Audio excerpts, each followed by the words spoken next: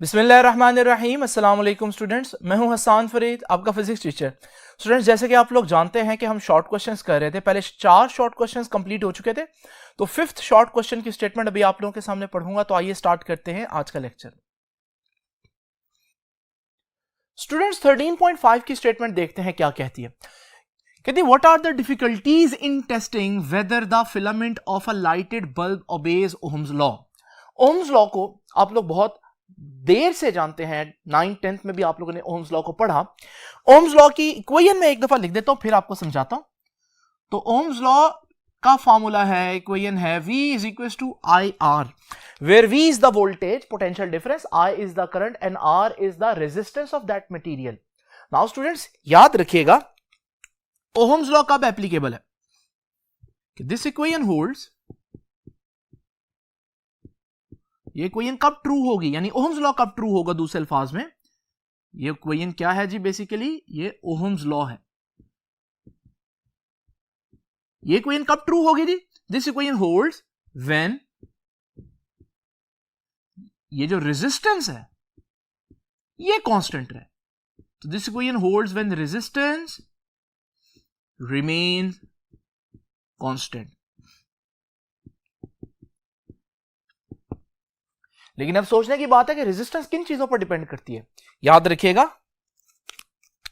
कि but resistance depends on temperature. बहुत important बात है, रेजिस्टेंस टेम्परेचर पर डिपेंड करती है।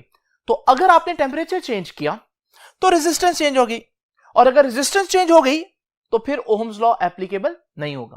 तो याद रखिएगा, अब हमारे पास वो पूछ क्या रहा है, वो पूछ रहा है ओहम्स लॉ को अप्लाई करते हुए बल्ब में, लाइटेड बल्ब में अप्लाई करते हुए क्या डिफिकल्टी आती है। अब बल्ब का केस क्या है, बल्ब का केस थोड़ा सा डिफरेंट है। बल्ब जो है जब वो स्टार्ट में ऑन होता है तो वो ठंडा होता है, लेकिन जैसे जैसे वक्त गुजरता है उसका टेम्परेचर जो है वो बढ़ता रहता है। इसका मतलब क्या हुआ स्टूडेंट्स, कि हमारे पास बल्ब एक ऐसी चीज है जिसका टेम्परेचर चेंज हो जाता है, वक्त के साथ साथ टेम्परेचर बढ़ जाता है।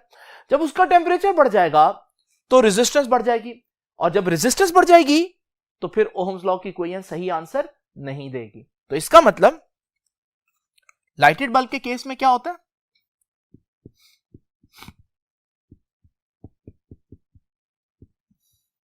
In case of lighted bulb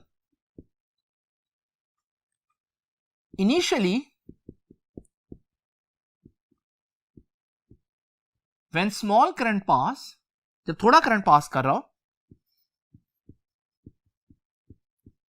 flows through bulb, तो फिर क्या होता है जी, when small current flows through bulb temperature does not change. लेकिन जैसे ही ज्यादा करंट पास करता है, but when large current flows, temperature increases,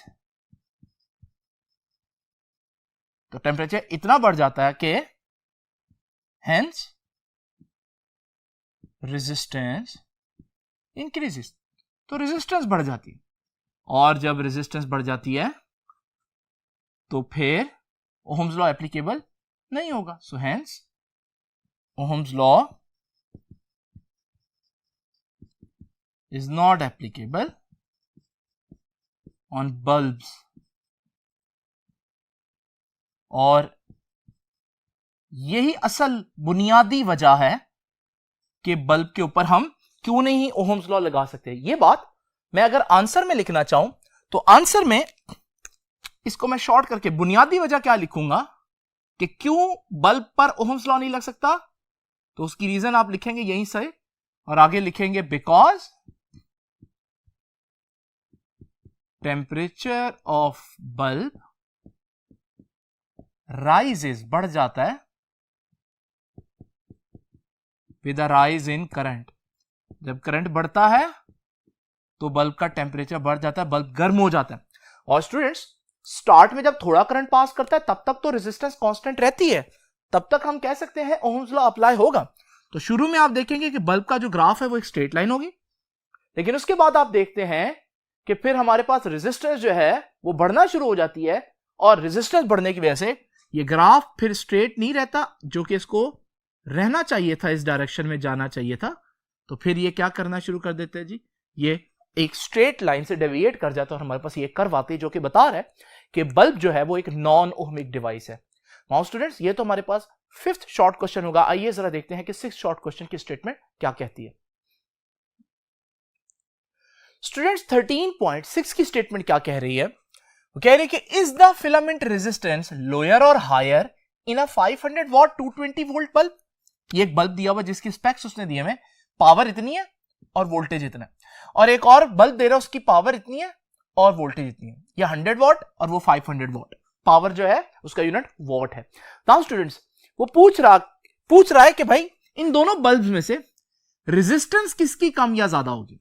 students, इसके लिए हमारे पास एक फार्मूला होना चाहिए जिसमें पावर और रेजिस्टेंस का आपस में रिलेशन हो, लेकिन जब मैं देखता हूं थ्योरी में तो ऐसे बजाय एक फार्मूला मेरे पास ऐसे दो फार्मूले जिसमें पावर और रेजिस्टेंस का रिलेशन है।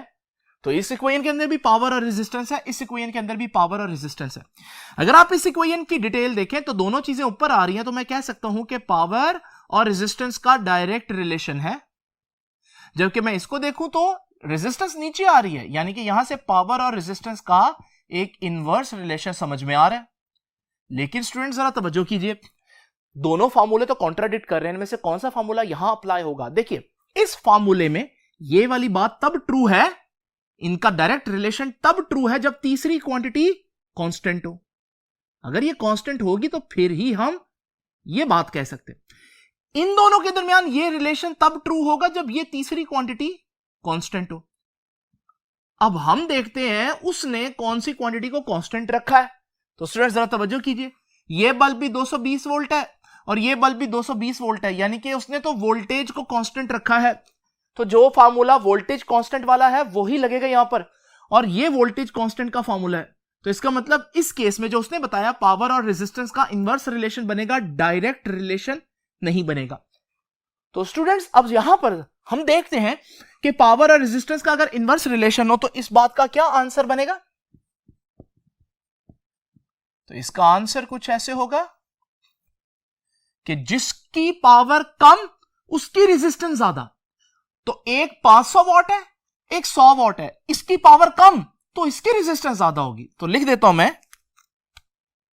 कि एज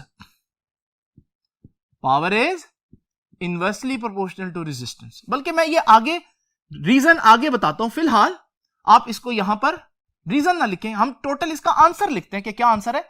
जिसकी पावर कम उसकी रेजिस्टेंस ज्यादा, तो हम कहेंगे कि resistance of 100 watt bulb is higher, ज्यादा होती है, देन 500 वॉट बल्ब। अब मुझे देनी है इसकी रीजन। देखिए, एक तो रीजन देने का तरीका यह है कि मैं यही बात रीजन में लिख दूं, लेकिन इसका एक और आसान तरीका भी है। मैं बजाय लॉजिक के जरिए प्रूव करूं, मैं क्यों ना कैलकुलेट करके ही दिखा दूं। तो मैं यहां पर एक हेडिंग दे देता हूं, कैलकुलेशन। कैलकुलेशन की बेस पर यह प्रूव करता हूं।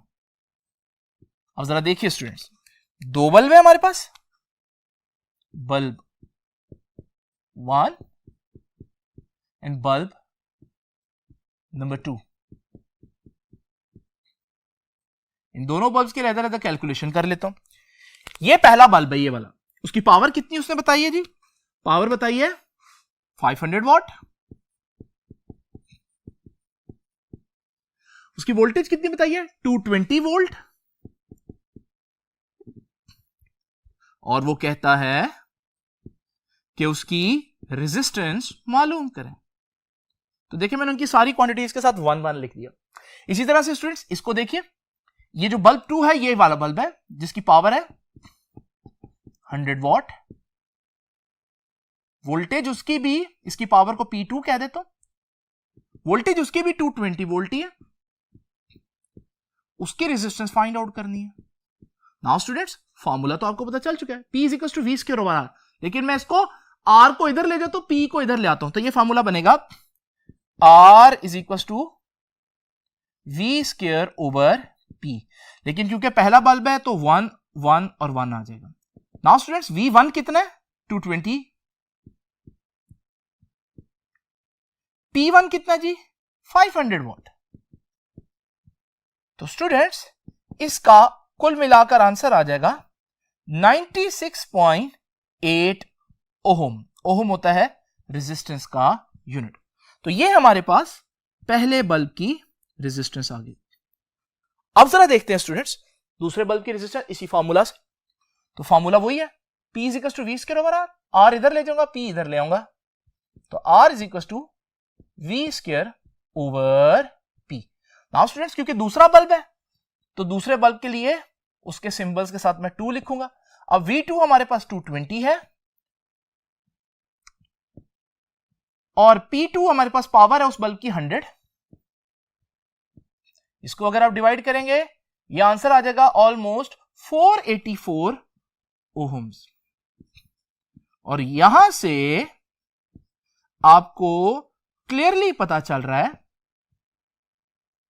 कि इसकी रेजिस्टेंस ज्यादा है उस बल्ब की जिसकी पावर कम थी, और जिस बल्ब की पावर ज्यादा थी 500 वॉट वाला बल्ब उसकी रेजिस्टेंस कम आई है। यही बात मैंने यहां पर लिखी है कि resistance of 100 watt bulb is higher, वो ज्यादा होगी। स्टूडेंट्स देखते हैं कि नेक्स्ट शॉर्ट क्वेश्चन जो है वो क्या कहता है। नाउ स्टूडेंट्स आइए जरा देखते हैं इसकी स्टेटमेंट को। कहते हैं डिस्क्राइब अ सर्किट, एक ऐसा सर्किट डिस्क्राइब करें which will give a continuously varying potential. वो पोटेंशियल ऐसा पोटेंशियल प्रोवाइड करे जो मुसलसल चेंज हो सके, जिसको आप अपनी मर्जी से एडजस्ट कर सके। नाउ स्टूडेंट्स ऐसा सर्किट कहलाता है पोटेंशियोमीटर। यह है उसकी डायग्राम जिसको मैं अभी आप लोगों के सामने एनिमेशन में एक्सप्लेन करूंगा। ये डायग्राम और जो इसमें आप लोगों ने लिखना है, ये जब मैंने आपको पोटेंशियोमीटर पढ़ाया था तो वहां पर उस पेज पर डायग्राम भी और वो वर्ड्स भी एक्सप्लेन किए थे, तो आप इसका आंसर वहीं से लिखेंगे स्टूडेंट्स। लेकिन मैं अब आप लोगों को ज्यादा टाइम कॉन्सेप्ट डिलीवर करने में लगाऊंगा क्योंकि ये थोड़ा सा टफ चीज है जिसको आप लोगों को अंडरस्टैंड करना है। स्टूडेंट्स आप लोग क्या चाहते हैं, आप लोग चाहते हैं पोटेंशियल को वेरी करना, लेकिन थोड़ी देर के लिए इसको छोड़ दें। हम इससे आसान एग्जांपल डेली लाइफ से लेते हैं। आप लोग जानते हैं कि सम टाइम फॉर एग्जांपल आपने ये चीज खरीदनी है जिसकी प्राइस है 20 रुपीज, जबकि आपके पास है 100 रुपीज। अब आप क्या करेंगे, 100 रुपीज का चेंज लेंगे और किसी शख्स से 20 के 5 नोट्स ले लेंगे। अब हमारे पास आप उनमें से एक नोट उसको दे देंगे और बाकी अपने पास रख लेंगे। यानी कि अगर आपके पास 100 रुपए का नोट हो और आपने उससे कम पैसे इस्तेमाल करने हो तो आपको चेंज चाहिए होता है। बिल्कुल इसी तरह से एक एग्जांपल मैं आपको दूंगा। स्टूडेंट जरा तवज्जो कीजिए। आप लोग जानते हैं पोटेंशियल का सोर्स कौन है, बैटरी या सेल। इमेजिन करते हैं एक बैटरी है मेरे पास और आप देख रहे हैं बैटरी जो है वो 10 वोल्ट्स की है। मेरे पास एक एलईडी हो, अगर मैं इस एलईडी को चलाना चाहता हूं तो मुझे मालूम है एलईडी को चलाने के लिए 2 वोल्ट्स चाहिए होते हैं। अब मैं चाहता हूं इसको 2 वोल्ट्स दूं, लेकिन मेरे पास एक ही बैटरी घर में पड़ी और वो है 10 वोल्ट की।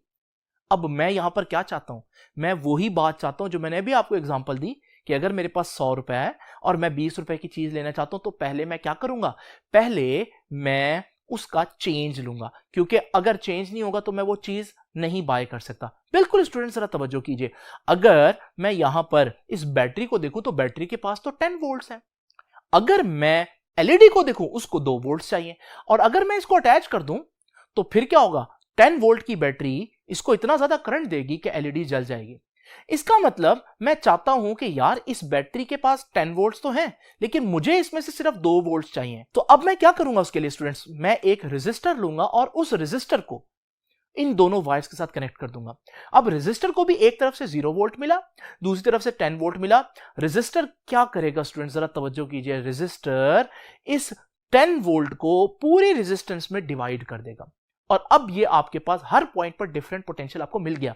ये चेंज मिल गया स्टूडेंट्स। यूं समझे जैसे बैटरी के पास 10 रुपए थे और रेजिस्टर जो है वो आपको एक रुपया जो है वो चेंज दे रहा है। बिल्कुल इसी तरह से यहां पर 10 वोल्ट्स को उसने 1 वोल्ट्स में डिवाइड कर दिया। नाउ स्टूडेंट्स अब आप क्या करेंगे, एलईडी को कितने वोल्ट्स चाहिए थे, सिर्फ 2 वोल्ट्स। अगर आप एक वोल्ट मीटर लें और उस वोल्ट मीटर को इस पॉइंट से अटैच करें जहां 10 वोल्ट्स है और वहां से एक पॉइंट पर अटैच करें जहां 8 वोल्ट्स है, तो आप देखेंगे आपका वोल्ट मीटर बताएगा कि इन दोनों पॉइंट्स के दरमियान जो पोटेंशियल डिफरेंस है वो 2 वोल्ट है और एलईडी को कितना चाहिए था, 2 वोल्ट। यानी कि अगर मैं यहां से वोल्ट मीटर हटाकर एलईडी लगा दूं तो एलईडी बिल्कुल फाइन काम करेगी, ये जलेगी नहीं। यानी कि 10 वोल्ट की बैटरी है लेकिन मैंने उससे सिर्फ अपनी मर्जी का 2 वोल्ट ले लिया। इसी तरह स्टूडेंट्स, अगर मैं वही वोल्ट मीटर वापस अटैच कर दूं और उस वोल्ट मीटर का ये जो टर्मिनल है या 7 पर रखूं, तो आप देख रहे हैं आप डिफरेंस 3 हो गया। यानी इन दोनों पॉइंट्स के दरमियान अगर मैं कोई लोड कनेक्ट करूंगा तो उसको 3 वोल्ट मिलेंगे। अगर मैं इसको और मूव करूं तो मुझे यहां पर 4 वोल्ट मिलेंगे और इसको अगर मैं मुसलसल मूव करता रहूं तो पोटेंशियल डिफरेंस बढ़ता रहेगा। इसका मतलब ये एक ऐसा सर्किट है जो फिक्स पोटेंशियल नहीं देता, बल्कि जितना मैं चाहता हूं उतना पोटेंशियल मुझे दे सकता है। हाँ, मगर मैक्सिमम बैटरी जितना देगा, ये नहीं हो सकता कि 10 वोल्ट की बैटरी से मैं 12 वोल्ट का पोटेंशियल ले लूं, लेकिन 10 वोल्ट की बैटरी से मैं 0 से लेकर 10 वोल्ट तक जितने चाहे वोल्ट्स ले सकता हूं। बस मुझे उस खास पॉइंट पर वोल्ट मीटर को रखना पड़ेगा। ये है स्टूडेंट्स हमारे पास पोटेंशियोमीटर का कॉन्सेप्ट। तो स्टूडेंट्स, यही वो डायग्राम है कि ये बैटरी लगी हुई है, ये रेजिस्टर लगा हुआ है और ये वोल्ट मीटर लगा हुआ है। ये वो स्लाइडिंग टर्मिनल है, जब मैं इसको आगे पीछे मूव करूंगा तो वोल्ट मीटर जो है वो हमारे पास डिफरेंट रीडिंग देगा। ये जो वोल्ट मीटर है ये नीडल वाला यानी कि एनालॉग वोल्ट मीटर है, लेकिन मैंने आप लोगों को जो दिखाया वो डिजिटल वोल्ट मीटर, उसमें नंबर्स आ रहे हैं ताकि वो आसानी से रीड हो सकता है, पढ़ा जा सकता है यहां पर। स्टूडेंट्स, तो आप लोगों ने देखा कि हमारे पास बैटरी अकेली हो तो वो फिक्स्ड पोटेंशियल रखती है, 10 वोल्ट है तो 10 वोल्ट ही देगी, उससे कम नहीं देगी। लेकिन अगर आप उसके साथ एक रेजिस्टर लगाएं तो वो 10 वोल्ट का जो चेंज है वो आपको दे देगा और आप उससे जितना मर्जी ले सकते हैं। तो स्टूडेंट्स, ये था हमारे पास 7th शॉर्ट क्वेश्चन। आइए जरा देखते हैं कि 8th शॉर्ट क्वेश्चन की स्टेटमेंट क्या कहती है। आइए स्टूडेंट 13.8 की स्टेटमेंट देखते हैं। 13.8 की स्टेटमेंट कहती है explain why the terminal potential difference of a battery decreases when the current drawn from it is increase. देखिए, सबसे पहले तो मैं आप लोगों को एक बात बताता चलूं कि हमारे पास टर्मिनल पोटेंशियल डिफरेंस का मतलब क्या है। टर्मिनल का मतलब होता है किनारे। तो जो हमारे पास बैटरी होती है, बैटरी का ये एक पॉजिटिव टर्मिनल होता है, ये नेगेटिव टर्मिनल होता है। अगर मैं इनके साथ डायरेक्ट एक वोल्ट मीटर अटैच कर दूं तो वोल्ट मीटर जो पोटेंशियल बताएगा, सपोज करें 10 वोल्ट्स, तो हमारे पास ये कहलाता है टर्मिनल पोटेंशियल डिफरेंस। वो पोटेंशियल डिफरेंस जो आप डायरेक्ट टर्मिनल्स से कनेक्ट करके मेजर करते हैं। अब जरा इमेजिन करें स्टूडेंट्स, अगर मेरे पास 10 वोल्ट की एक बैटरी है तो जब मैं इस 10 वोल्ट की बैटरी के साथ वोल्ट मीटर डायरेक्ट टर्मिनल से अटैच करूंगा तो डेफिनेटली वोल्ट मीटर भी 10 वोल्ट ही देगा। ये बात आप लोगों को लॉजिकल भी लगती है और अगर आप ऐसा करके देखेंगे तो आपको पता चलेगा ये ट्रू भी है। लेकिन स्टूडेंट, सिचुएशन थोड़ी सी डिफरेंट भी हो सकती है अगर लोड लगा हो। जरा इमेजिन करें वही 10 वोल्ट की बैटरी है और उस 10 वोल्ट की बैटरी के साथ मैं एक बल्ब अटैच कर देता हूं। आप डेफिनेटली बल्ब में से जब करंट पास करेगा तो बल्ब ग्लो करेगा। आप देखेंगे कि अब जब आप वोल्ट मीटर कनेक्ट करेंगे उन्हीं टर्मिनल्स के साथ, तो हालांकि 10 वोल्ट की बैटरी थी लेकिन वोल्ट मीटर आपको 9 वोल्ट की रीडिंग देगा, यानी रीडिंग कम आ रही है। इसका मतलब 10 वोल्ट की बैटरी के टर्मिनल्स पर जो बल्ब के लिए वोल्ट्स बचे हैं वो सिर्फ 9 वोल्ट्स हैं। ये 1 वोल्ट कहां गया स्टूडेंट्स? अब ये पता लगाने के लिए जब मैं बैटरी को हाथ लगाता हूं तो मुझे पता चलता है बैटरी तो काफी गर्म है। इसका मतलब बैटरी के अंदर एनर्जी डिसिपेट हो रही है, बैटरी के अंदर एनर्जी खर्च हो रही है। वो 1 वोल्ट बैटरी खुद ही खा गई है। यानी कि जरा इमेजिन करें, हमारे पास बैटरी क्या है? बैटरी वोल्ट देने वाली चीज है, लेकिन जब करंट बहता है तो वो वोल्ट देने से पहले अपने ही वोल्ट में से कुछ खुद भी खा जाती है। तो ये अजीब सी बात है कि हमारे पास battery is acting like a load, आप कह सकते हैं। लोड क्या होता है? जिसको पोटेंशियल चाहिए होता है, बैटरी को खुद भी थोड़ा सा पोटेंशियल चाहिए उसमें से जो वो प्रोड्यूस कर रहा है। अच्छा, जब आप देखते हैं इस बल्ब की जगह अगर आप एक और बल्ब लगा दें जो ज्यादा करंट जिसको रिक्वायर हो, जब उसमें से ज्यादा करंट पास करेगा, अब मैं फिर से वोल्ट मीटर दोबारा टर्मिनल से अटैच करता हूं। अब मैंने देखा वोल्ट मीटर पर 8 वोल्ट्स आए, यानी कि बल्ब के लिए अब 8 वोल्ट्स बच रहे हैं। हालांकि बैटरी तो 10 वोल्ट दे सकती थी, 2 वोल्ट कहां गए? जब मैं हाथ लगाता हूं बैटरी को तो पता चलता है कि अब बैटरी और गर्म हो चुकी है। इसका मतलब बैटरी के अंदर से चार्जेस को मूव करने के लिए अब 2 वोल्ट्स वहीं पर ही चाहिए, तो 2 वोल्ट्स बैटरी खुद ही खा रही है। इसका मतलब जितना करंट बढ़ता जाएगा उतना टर्मिनल्स पर पोटेंशियल जो बच रहा है वो कम होता जाएगा। तो यही बात वो कह रहा है कि जब करंट इंक्रीज होता है तो terminal potential difference of a battery decrease क्यों होती है? तो उसकी वजह क्या है? डिसिपेशन है एनर्जी की एज ए हीट, वो बढ़ती जा रही है। तो स्टूडेंट्स जरा तवज्जो कीजिए, इस बात को हम यूं लिखेंगे कि व्हेन करंट इंक्रीजेस,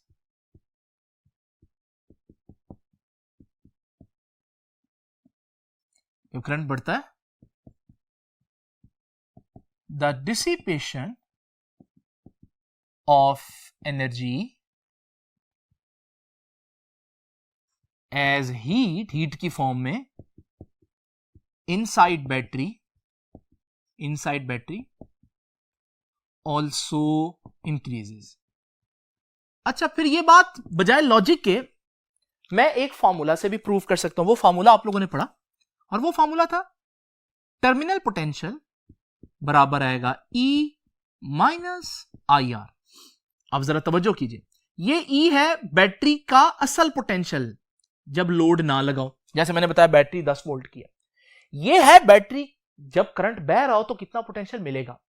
और ये देखें, ये करंट वाला फैक्टर है, जब मैं ये माइनस हो रहा है, ये लॉस है, ये पावर, ये वो वोल्टेज है जो बैटरी के अंदर डिसिपेट हो रहा है। और आप देखेंगे ये करंट है, जब मैं करंट बढ़ाऊंगा तो लॉस ज्यादा होगा, ज्यादा चीज माइनस होगी तो टर्मिनल पोटेंशियल डिफरेंस कम होता जाएगा। और यही मैंने भी आप लोगों को दिखाया, जब मैंने ऐसा बल्ब लगाया जिसमें करंट ज्यादा है तो टर्मिनल्स पर और पोटेंशियल कम हो गया, क्योंकि बैटरी के अंदर ज्यादा पोटेंशियल लॉस होना शुरू हो गया। तो स्टूडेंट्स ये बात मैं यहां पर लिख देता हूं कि फ्रॉम अबव रिलेशन, इस रिलेशन से हम देख सकते हैं कि जब करंट बढ़ेगा तो टर्मिनल का पोटेंशियल कम होगा, क्योंकि वो माइनस हो रही है चीज। तो from above relation, when current increases, जब करंट बढ़ता है, potential, terminal potential decreases, terminal potential कम होता रहता है। तो स्टूडेंट्स ये था हमारे पास 8th शॉर्ट क्वेश्चन। अब जरा 9th शॉर्ट क्वेश्चन की स्टेटमेंट अगर आप देखें तो वो व्हीटस्टोन ब्रिज के बारे में। व्हीटस्टोन ब्रिज का जब मैंने आर्टिकल पढ़ाया था तो उसमें मैंने इसको कवर किया हुआ है। तो आपने अगर 9th क्वेश्चन का आंसर देखना है तो व्हीटस्टोन ब्रिज का आर्टिकल एंड से देखें, और उसमें मैंने यूजेस एक्सप्लेन किए हैं इसके। अब आपसे इंशाल्लाह मुलाकात होगी नेक्स्ट लेक्चर में, तब तक के लिए अल्लाह हाफिज।